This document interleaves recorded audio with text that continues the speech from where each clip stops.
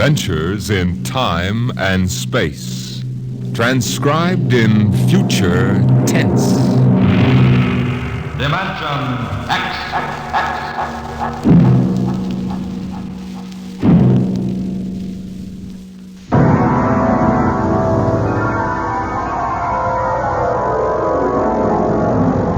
In the dream, you are falling, lost in the listening distance, as dark locks in.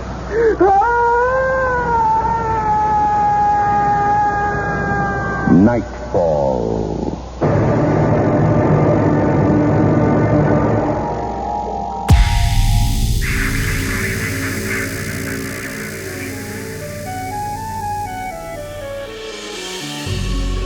Welcome to Reimagined Radio, a program about radio storytelling.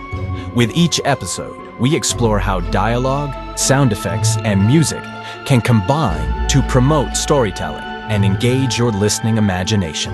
We also like to include the stories behind the story, the history, the connections, trivia, and we always strive to answer the questions, so what?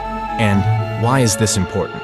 This episode is no different, and here to tell you about it is John Barber, producer and host. Hello, everyone. Welcome to Reimagined Radio. This episode highlights two radio stories connected by the same name, Nightfall. Nightfall is the title of the final episode of Dimension X, the precursor of X-1, the famous science fiction series. Nightfall is also the name of a radio anthology series produced and broadcast in Canada. Episodes were primarily supernatural and/or horror. We feature an episode called Porchlight. Two stories connected by the same name. One from a radio episode, the other from a radio series. Two stories of psychological terror and darkness. Thanks for joining us as Reimagined Radio presents Nightfall.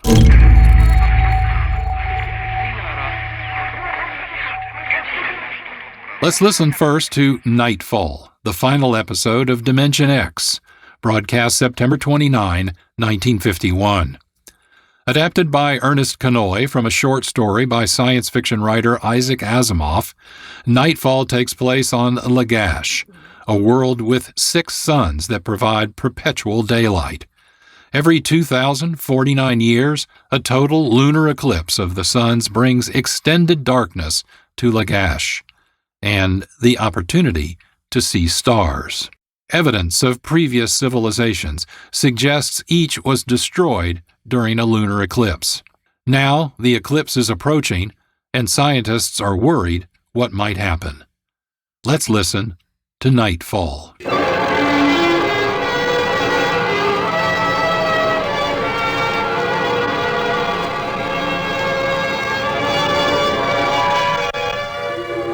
Thurman was a reporter for the Saro City Chronicle. He covered them all, from the night police beat, the politics, to the sports pages. And the city editor wanted him to cover the biggest story of the year, perhaps of all time. It was an interview, a particularly difficult interview. But then, since his first days as a cub, Thurman had specialized in difficult interviews. He didn't expect violence, though, from an astronomer. I've read your paper. You've been riding this observatory for 2 months now. You've attacked me personally. I have nothing to say to you. All right, look, this is your chance to get your side in the paper. I'll give it to you straight. 2 months ago, the observatory issued a press statement that the world was coming to an end.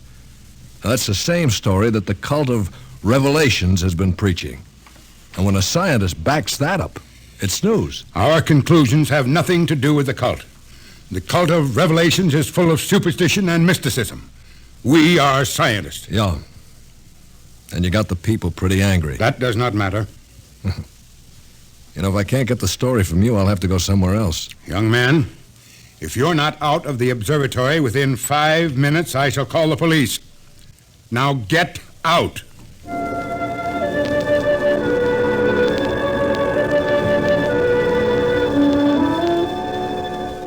The reporter walks down the long hall from the observatory. The light filters through the high windows, the yellow light of Gamma, the brightest of the 6 suns in the planet's sky. Beta is almost at zenith. Its red light floods the landscape to an unusual orange.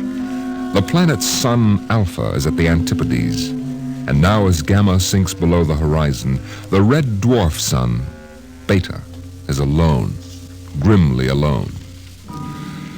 It's a short drive from the observatory to Cerro City, and the red light glares from the highway. The temple of the cult stands, hewn from the solid rock of the Dormite Mountains, outside the city. And in the inner courtyard stands Sor, the priest of the cult. Woe to the unbelievers!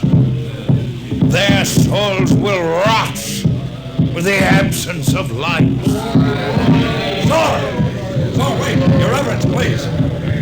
Please, tell me, Your Reverence, what will happen? What are you waiting for here? The day of the coming, is written in our doctrine of revelations. It came to pass that the sun, Beta, was alone in the sky. The world was shrunken and cold. Men did assemble in the public squares and highways. Their minds were troubled and their speech confused, for the souls of men awaited the coming of the stars. The lip of the cave of darkness passed the edge of Beta, and loud were the cries of men. There was no light on the surface of the world. In this blackness there appeared the stars in countless numbers. In that moment the souls of men departed from them. Their abandoned bodies became even as beasts. And the stars then reached down the heavens' flame, and where it touched, the cities of the world flamed to destruction. So that of man and all the works of man naught remained. So it is written.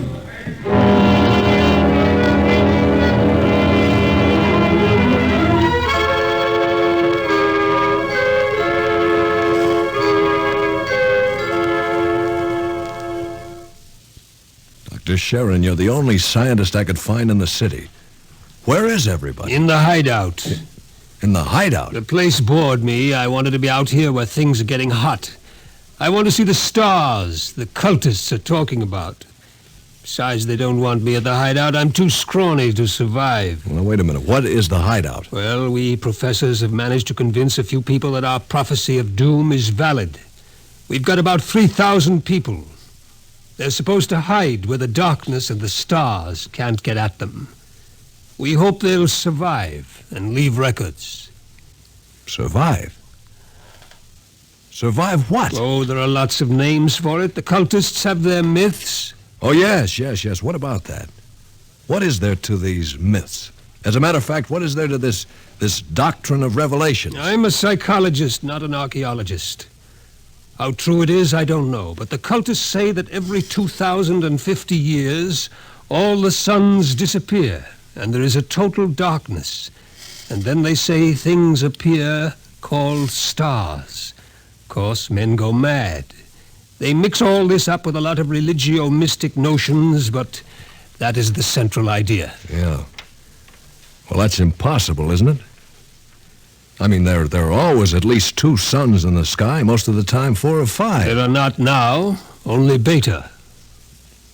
Dr. Sharon, you mean that there's going to be worldwide darkness tomorrow? That all mankind will go violently insane? What's behind that? Well, for one thing, this is history of civilization of the world. We've located a series of cycles of civilizations comparable to our own, all of which, without exception, were destroyed by fire at the very height of their culture. All right. But is there any scientific theory behind this and that would explain it? The University Observatory finished their calculations 2 months ago. Tomorrow there will be an eclipse of Beta, so that darkness comes.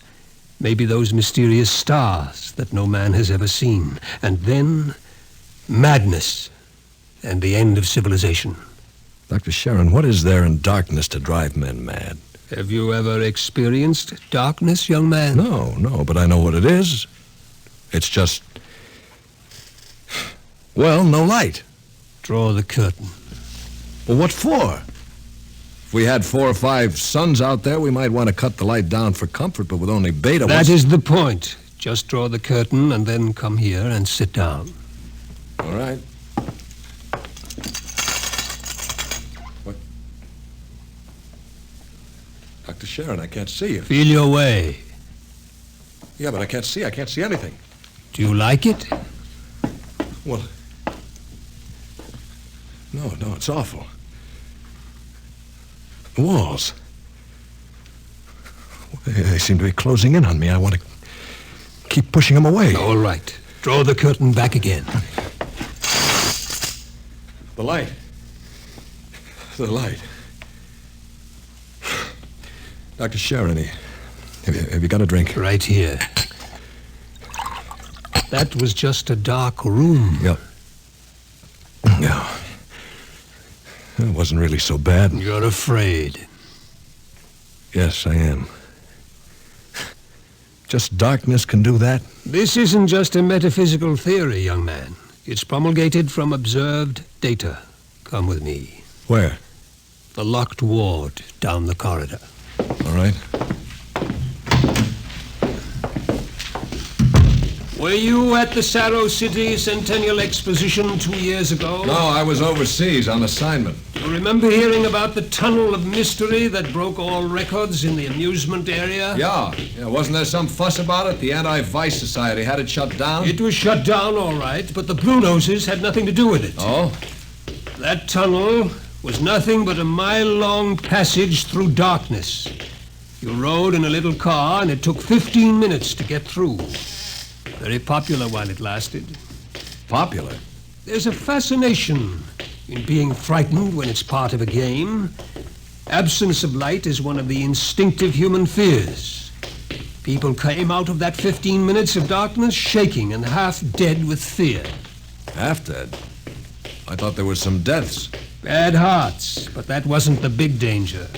No, the heart attacks were actually good for business, but there was something else. I want you to see somebody. Latimer.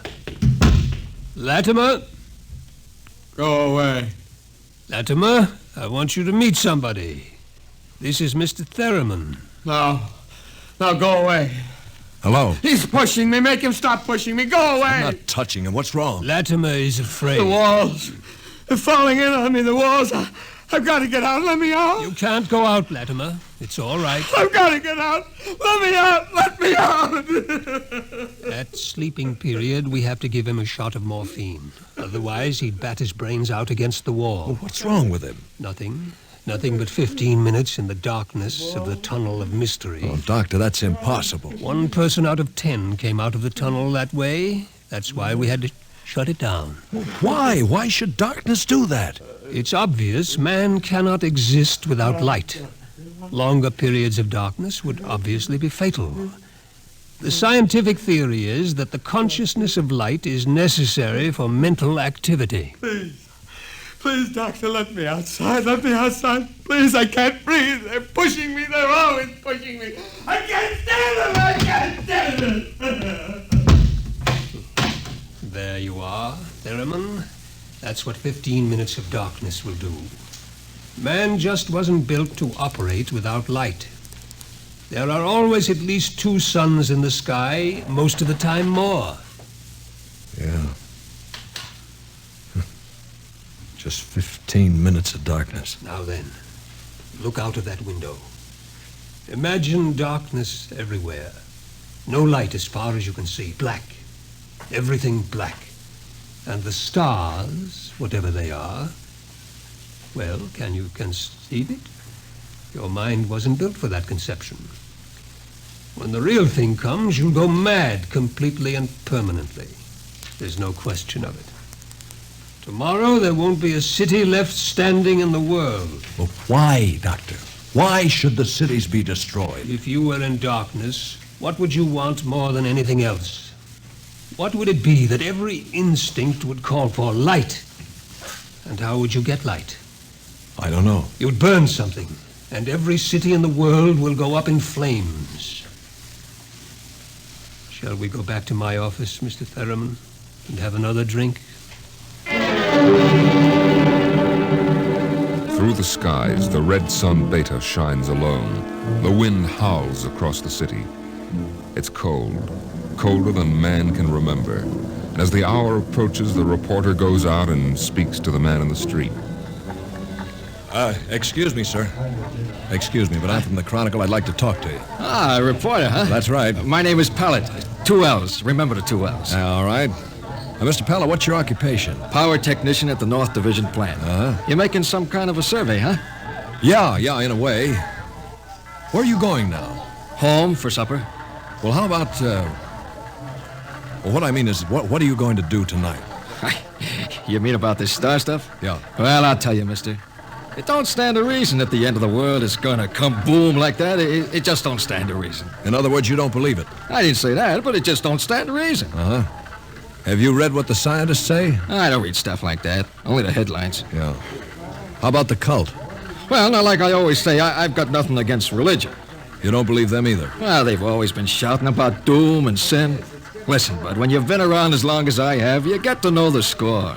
It's all right to preach that Judgment Day is coming and all, but just the same, I'm putting money in the bank. Well, tell me, how about darkness? About what? How would you feel if there was no light? You crazy?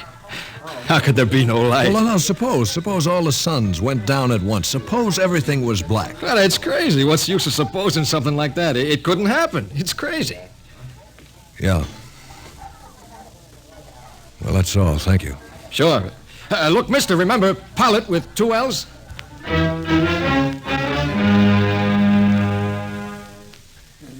Excuse me, sir, but I represent the Chronicle, and we're conducting a poll to determine public opinion with regard to the predicted end of the world. How do you feel about it? All this talk of scientific explanation. It's sinful. That's what it is. Oh, I see. Well, then you're a member of the cult, sir. I sure am. Been a member since I was a boy. My daddy was a member, too. I've seen the books. It's all writ down in the books. Well, don't you believe the scientist's explanation? Don't need it.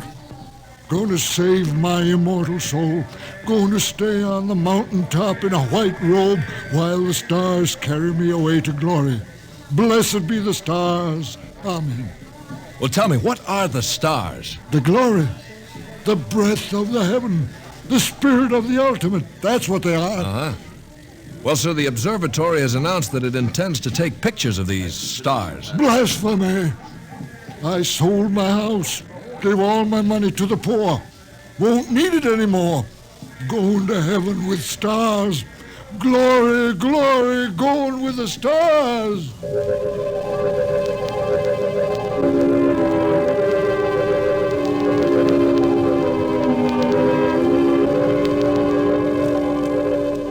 The reporter checks the stock exchange, the stores.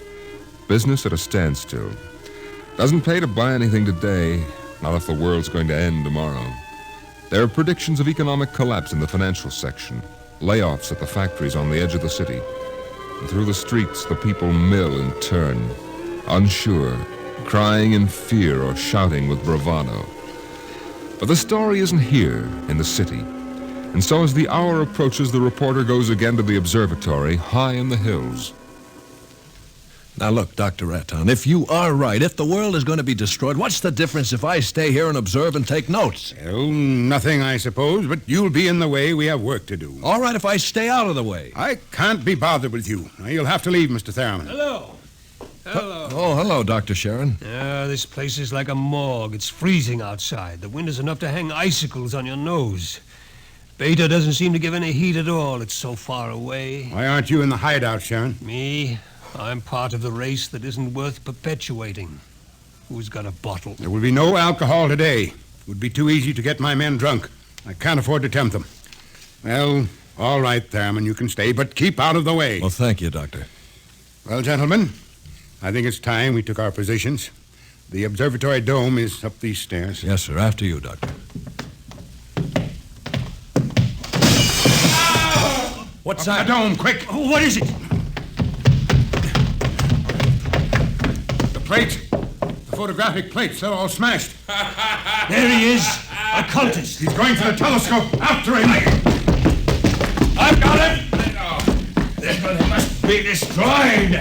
It must be. It's all right. It's all right. He didn't harm anything. Let him up. Well, that's the high priest, Dr. Adon.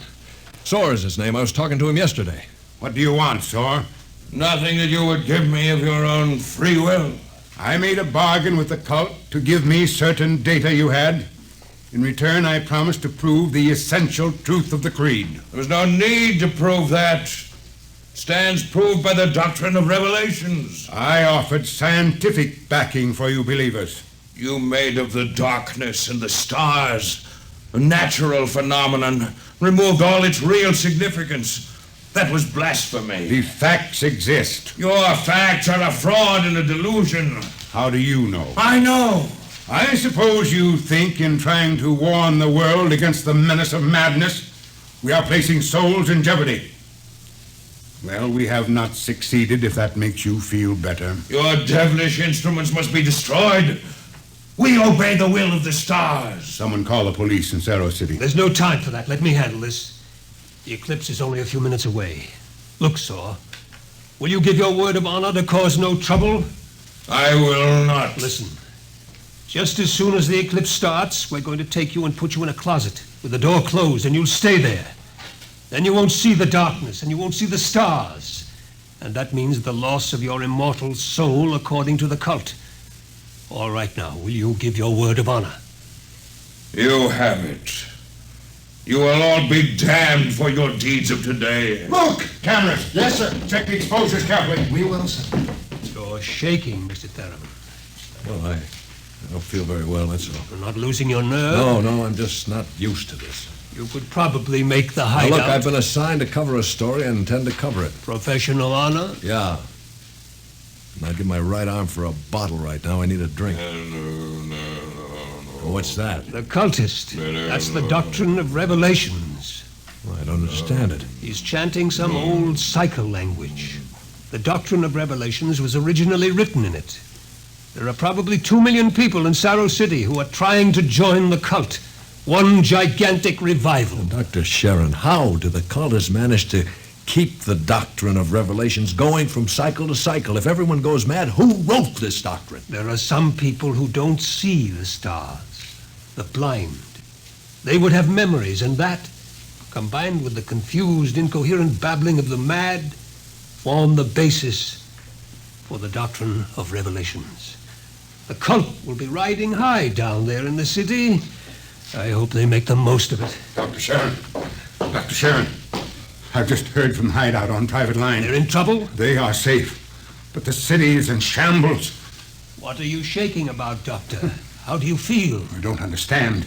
The cultists are rousing the people to storm the observatory, promising them salvation, promising them anything. How long till the total eclipse? An hour. I'm going to check those cannons. It's a gamble. It'll take time to get a mob out here. If the darkness comes first, we're all right. Look at Beta. Yeah. It's cut in half. It's getting darker. An interesting phenomenon. My collar's suddenly tight. Are you having any difficulty in breathing? No. Why? Difficulty in breathing is one of the first symptoms we've experimented. I'm cold. It seems to be getting colder. We'd better keep our minds on something else. Yeah. One of the astronomers has a theory about the stars. He thinks they may be suns that are too far away to see in the light. He developed a fantasy about a planet revolving around one sun. It's a mathematical possibility. Of course, there couldn't be any life. Part of the planet would always be dark and without light. Well, it's obvious. Without light, there can't be any life. It's time for the artificial light. We can't read the instruments. Artificial light? One of the researchers in the university worked it out. It's animal grease packed around a wick. Here, I'll light it with this spark. Why, it's beautiful. Yellow light. After 4 hours of red. It's beautiful. Light. Light.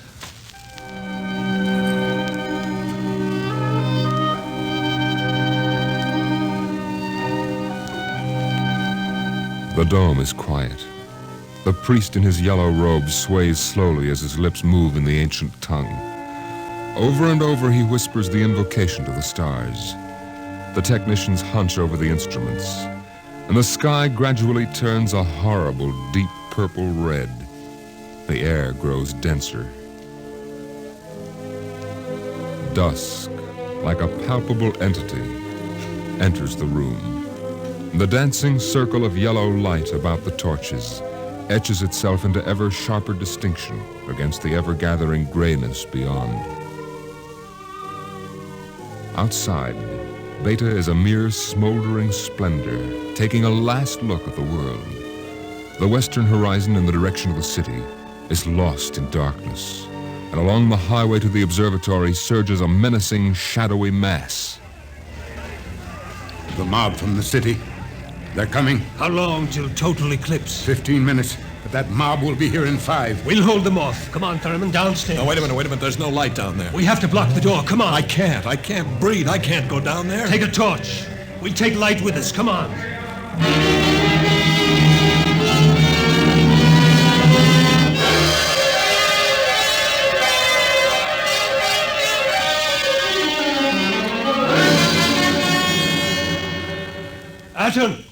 Atten! I'm here. Did you bar the door? They won't get in. All right now, everybody. 1 minute till totality. 1 minute. Just before totality, I'm changing the plate.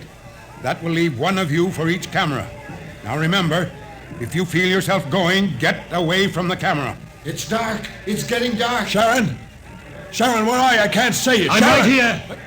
30 seconds. Look out, the priest.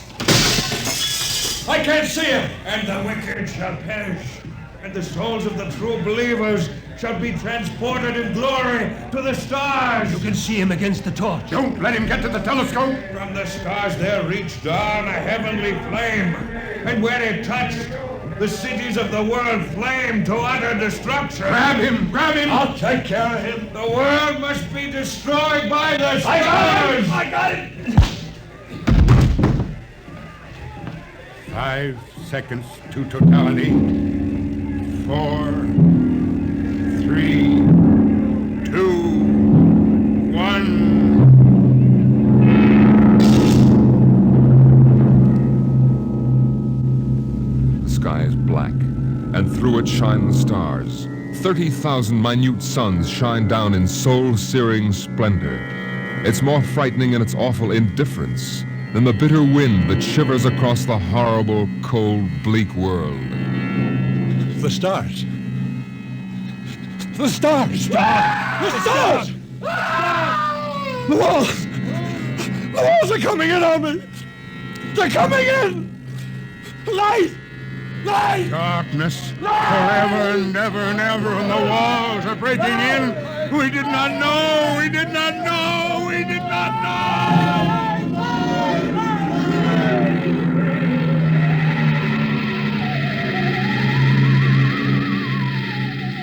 On the horizon in the direction of the city, a crimson glow begins growing. 1,000 fires strengthen in brightness that is not the glow of the sun. 1,000,000 fires, as a world mad in the darkness screams in terror for the light.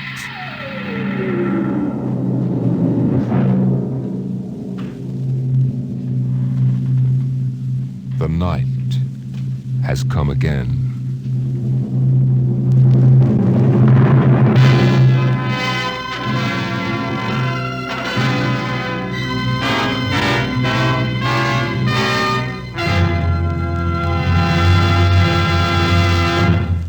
We just listened to Nightfall, the final episode of Dimension X, a weekly science fiction series heard on NBC Radio 1950 to 1951.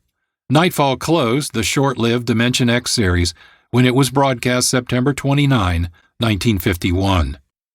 Visit the episode page and learn more at our website, reimaginedradio.fm. You're listening to Reimagined Radio. I'm John Barber, producer and host. We'll return to our episode in just a moment. But first, I'd like to tell you about the Fusebox Show, produced by Mark Rose. Each episode is a carnival of quick-witted and quirky conversation and commentary about current-day events and news. Here's a sample. Fusebox. How many golf balls must there be off the coast of Florida? Enough to bury Mar-a-Lago to its gold-plated turrets? We live in the age of sloppy in plain sight. Sloppy. Catch Fusebox the first Wednesday of the month at 12:30 p.m. here on KXRW 99.9. The Fusebox Show bills itself as, quote, a show for everyone, but not everyone will like it, unquote.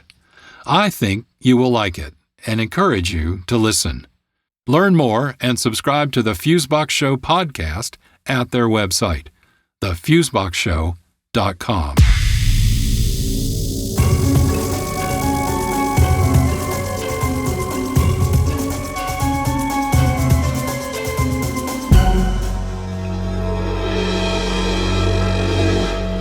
This is Reimagined Radio. Our episode is called Nightfall and presents two stories connected by the same name. We just listened to Nightfall from the radio series Dimension X. Let's listen now to an episode from Nightfall, a radio anthology series produced and broadcast in Canada, 1980 to 1983. Episodes were primarily supernatural and/or horror. We sample one episode from the series, Porchlight, broadcast February 26, 1982. Written by Randy Brown, this is an excellent, tense, and scary radio story. Let's listen now to Porchlight, an episode from Nightfall, the Canadian radio series. Tonight, and almost as usual, we'll be taking you out to a nice little place in the country. Of course, we can't promise that you'll know where you really are, even after you've arrived. The play, a first for Nightfall by Randy Brown, is called The Porchlight.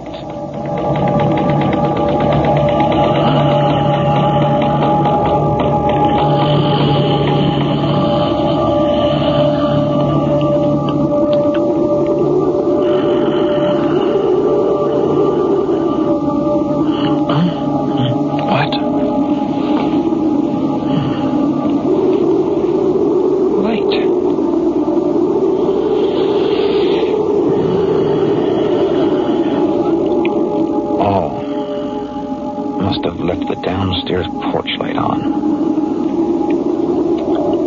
What time is it? God, 3 o'clock in the morning. Wait a minute. I turned that light off before I came upstairs. Maybe Carol... No. She was already here in bed. I know I turned it off. Strange. Damn it. Now I won't get back to sleep until I turn that thing off. Shh. Try not to wake Carol. Where are my slippers? Dressing gown. It's cold. Feels as if the window's open. Nope. It's closed tight. Must be a draft from somewhere. Oh, look at that storm. Must have snowed 6 inches in the last few hours. What's that?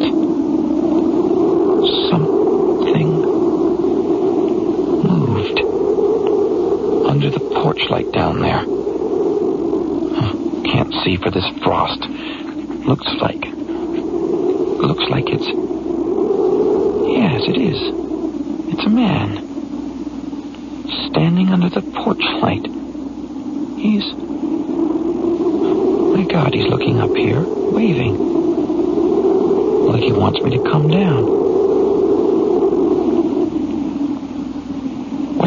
standing out there in this weather? Bob? Bob? I'm over here. What are you doing? There's a man under the porchlight waving to me. Oh, come back to bed. No. Come and see this. It's cold. Well, put on your dressing gown. Why don't you turn on the light? Not yet. There's something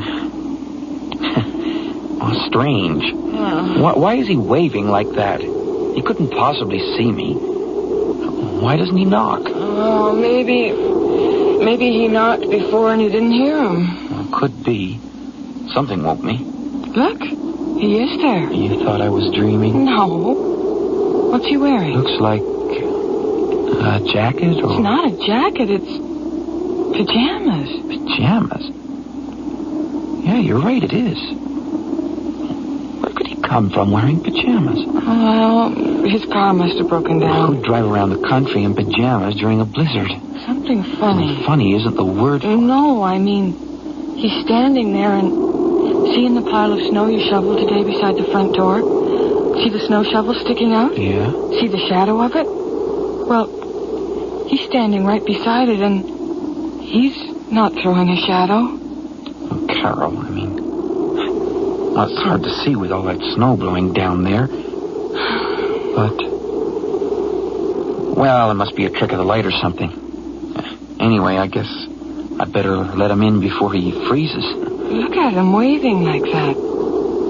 How could he even know we're home, let alone at this window? Oh, he knows we're here all right. The car's in the driveway, the porch light's on. Why'd you leave the porch light on? Well, I could swear No, never mind.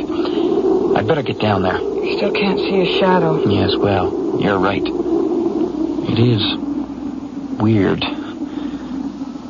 I don't understand. Anyway, better go. Wonder who he is. Don't know, but we'll find out. Wait. Bob, I'm coming with you.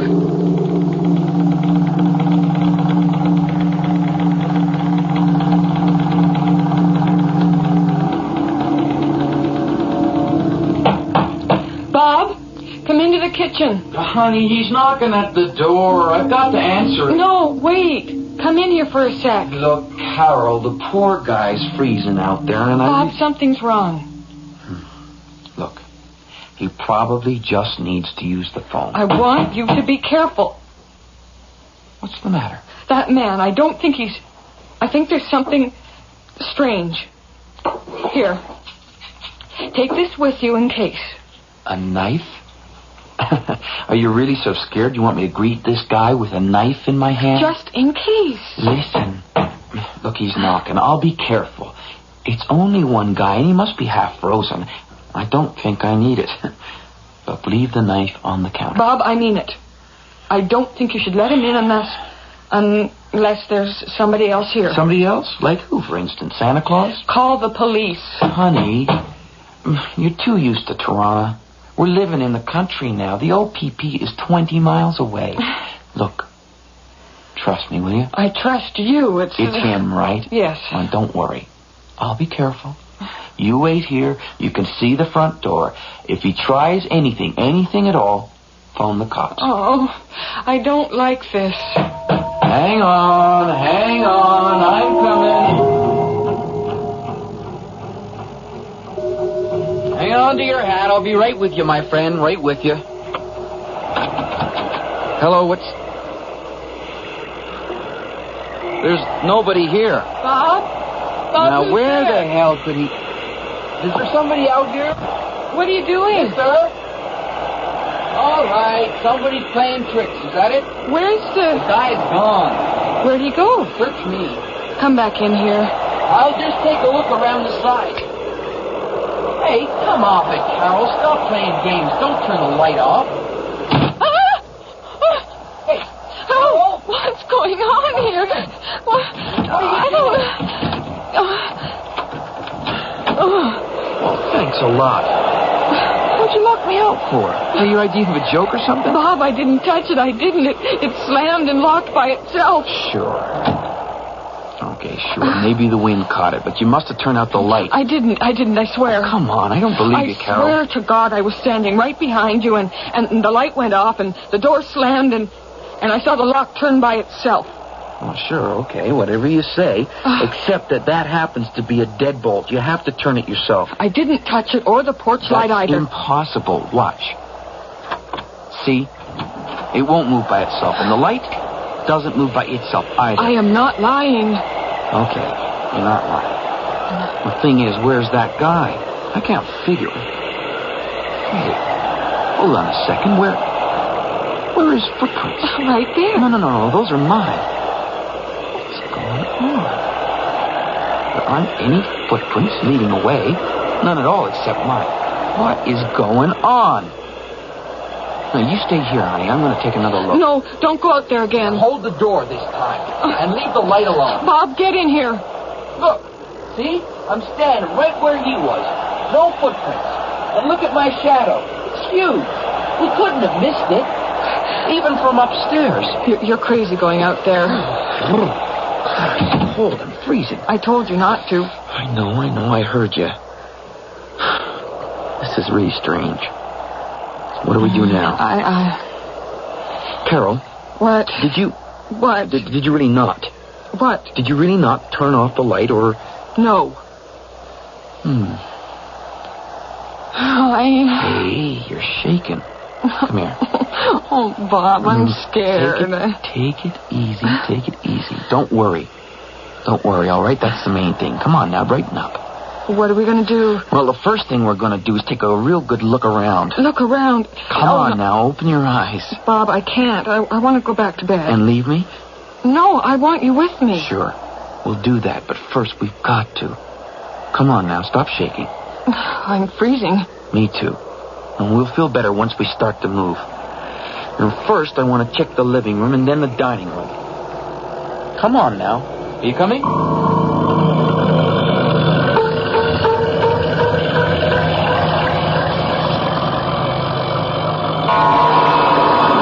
Let me get the light.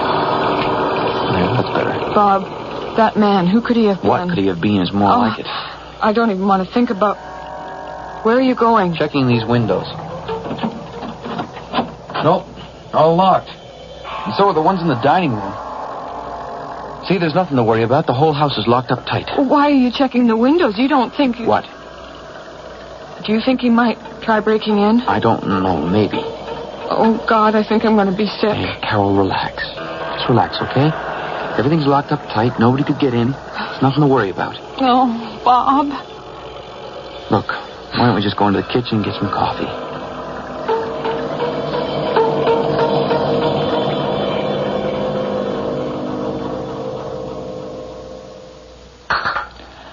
My neck muscles. Tense.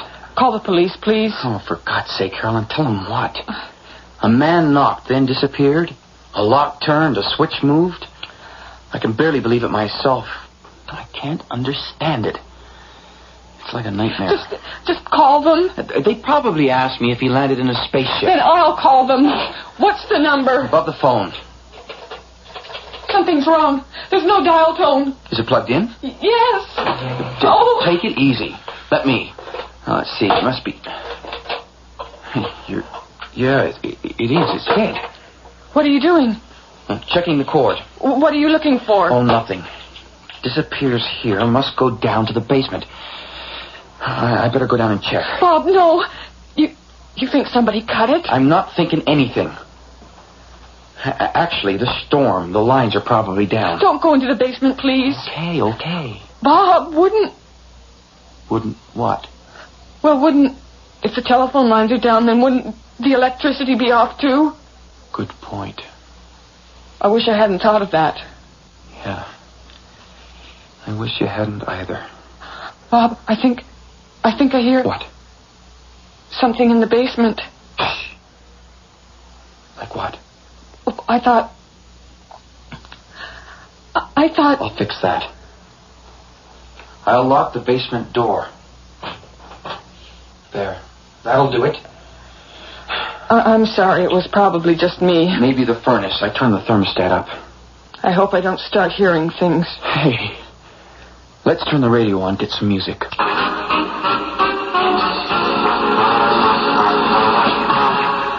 That was Ray Whitaker and his big band for your enjoyment at 3:11 in the morning. Well, I guess it's time for our late-night weather report. Up to the minute weather from your local station, CKQE, serving the whole Huntsville region. And as all of you who are up right now at this time of the morning know, there's a bad storm out there. But that's what January is like. I guess we just have to love it, or we go to Florida. That's not a bad idea. Anyway, the main highways are blocked at the moment because of heavy drifting, but we've been assured they'll be open by the morning. I guess all you people out there in the secondary roads better huddle down for a long wait before the plows get to you. Now, don't get out in your car, that is, if you can get out in the first place, and I don't think that's very likely. Now, police are warning everyone, stay off the road, so you pay attention now. We're getting the worst of it, maybe as much as 1 meter. Let's see here, 1 meter. That's 39 inches of snow. Whew, that's expected to fall in the next 24 hours. Now, don't worry, the crews are out, and everything is under control. And for a more cheerful note, tonight's hockey score in the... The police couldn't get here even if we could phone them. Nope, and we couldn't... We couldn't get out, is that what you... Yes. I wouldn't go out there with that man. Oh, why didn't we buy a house closer to town? You know why, Carol? This one was so cheap. We thought there was something wrong with it, like it was stolen or something. It was okay last summer. It's all we could afford, and we couldn't have gotten anything half as good for the price in Toronto. It was cheap even for up here. Yeah, well, now I understand about that story. What story? The story the real estate agent told me. I never heard it. I know, I forgot all about it at the time, but... But what? This tonight reminded me. Oh, God, what? Tell me. Well, it happened 10 years ago. The guy said a couple had been killed, murdered by an intruder. Here? Here in this Yes. house? Well, I never would have bought a house where... You know I never would have. That's why you You never asked, Carol. Don't say that to me. You might as well have lied. Bob, that's... How could That's you? why we have a house at all. We couldn't have afforded anything. Oh, no. Well, where were they? Not... Killed? No, not in our room. She was found here in the kitchen, and he... This is the odd part. Stop, please. Don't tell me any more. We're selling this house, that's all I have to say, and... What's that? Footsteps. Upstairs. From our room. Sounds like steps on a wooden floor, but... Our bedroom's carpeted. Where are you going? Don't leave me. Come on.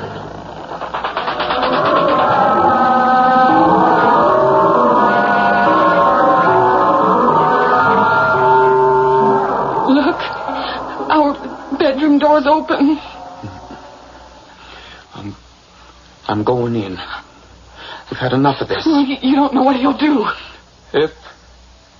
If anybody's in there, come out, okay? We don't want trouble. I'm coming in. No, Bob, please don't. Stay here, Carol.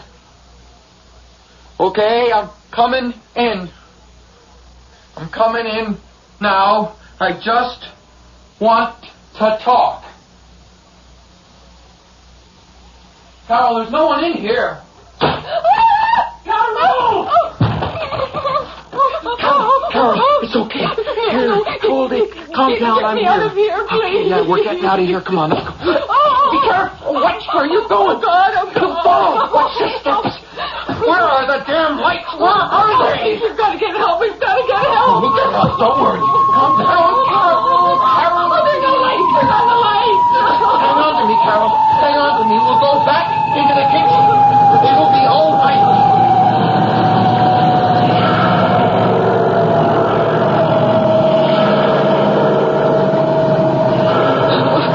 There's a chair.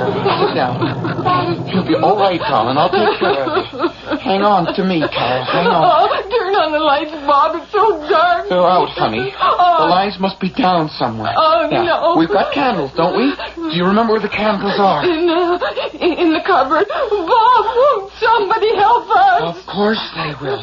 Don't you worry. Now, which cupboard? I don't know. Below the sink, maybe. I don't know. Yeah, they are. Matches. Here. And there was light. Damn draft in here like a wind. It's so cold. I'm draft. freezing. It's the draft. Now it's blowing out the candle. There. Got it going now. That's better. Damn it. candle going. All right, Carol. I've got to get the flashlight. It's in the front hall closet. No, don't leave Darling, me here. listen, we've got to get out of here. I'm not going outside. That man's out there. Oh, I can't. You've got to, hear me? Now, I'm going to the front hall closet to get the flashlight, and I'll bring your coat. Oh, what if he's in there? I'll chance it. Be right back. Take the knife. Oh, okay. Where is it? On the counter. Here, I need a light. Where? It's not there. Oh, no. What? The knife. It's stuck in the wall. Oh, how did it get there? God knows, but leave it there. No good against that. Whatever it is up there. Don't go back upstairs. I'm not. He can stay up there for all I care. He can have the whole damn house if he wants. Do you hear me? You can keep the whole damn place. Stop it. Don't worry, Carol. We're going to be all right. I'll be right back.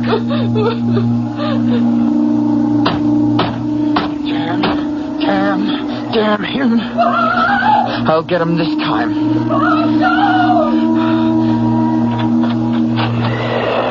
Nobody. In the porchlight. It's on. How can it be on and no footprints here? The door! Bob! Is it? Carol, open the door! Open the door!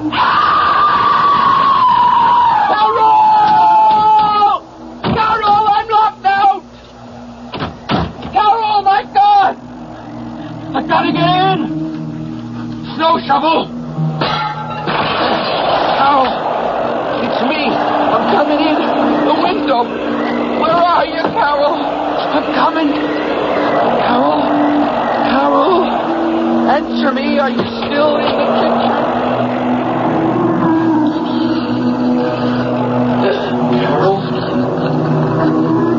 Carol, are you in here?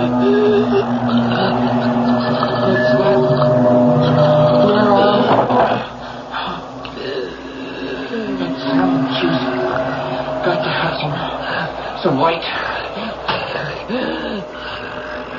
Oh, the knife. Oh, God. Carol.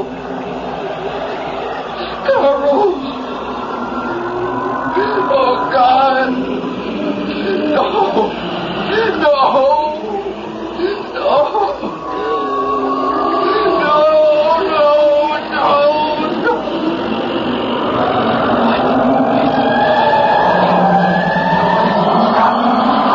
Stop it. Damn you. Stop.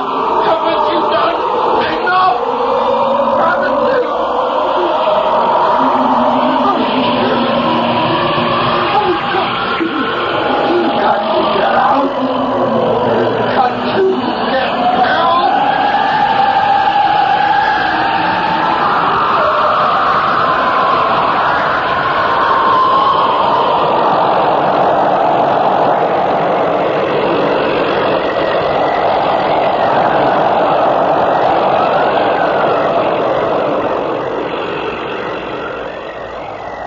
Here, look. The front door's open, and the window's broken. Yeah. Looks like it was smashed with the snow shovel there. And the porch light's on. I got a feeling what we're gonna find. Let's go inside. Hello? Anybody home? Snow's drifted in. There's no heat. Take a look in here, in the kitchen. There doesn't seem to be anyone. God, look at her. Yeah. She looks the same as what? As 10 years ago. The newspapers are going to have a field day with this one. But this isn't just a haunting, it's murder. It was murder 10 years ago. We found the exact same thing. Woman here in the kitchen and the man out there even looked the same. Door open, window broken. Even the porch light was on. Oh, the newspapers played it up. We figured an intruder. But then the forensic lab got evidence from the husband's body. He killed her. And these people? God knows.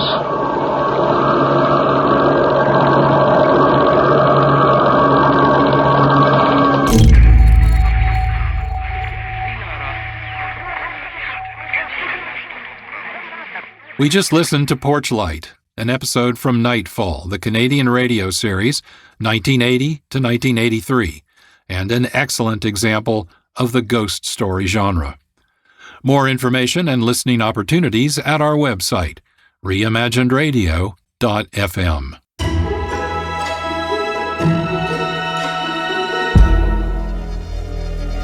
This is Reimagined Radio. I'm John Barber, producer and host.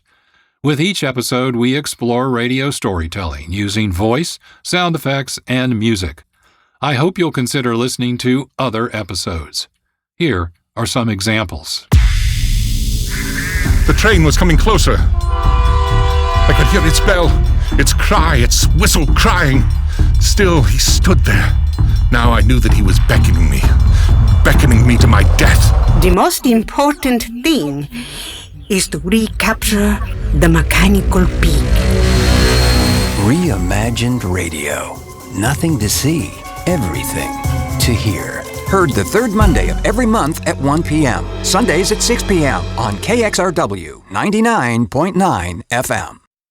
More information and listening opportunities are available at our website, reimaginedradio.fm. Reimagined Radio is also available as podcasts. Subscribe wherever you get your podcasts or our website. Our episode is called Nightfall and presents two stories connected by the same name. One is an episode called Nightfall from the radio series Dimension X. The other is an episode called Porchlight from the Canadian radio series Nightfall.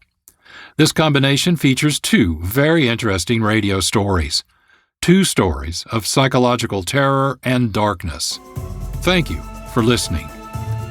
This episode was written by John Barber. Sound design, music composition, and post-production by Mark Rose. Graphic design by Holly Slocum with Sydney Nguyen.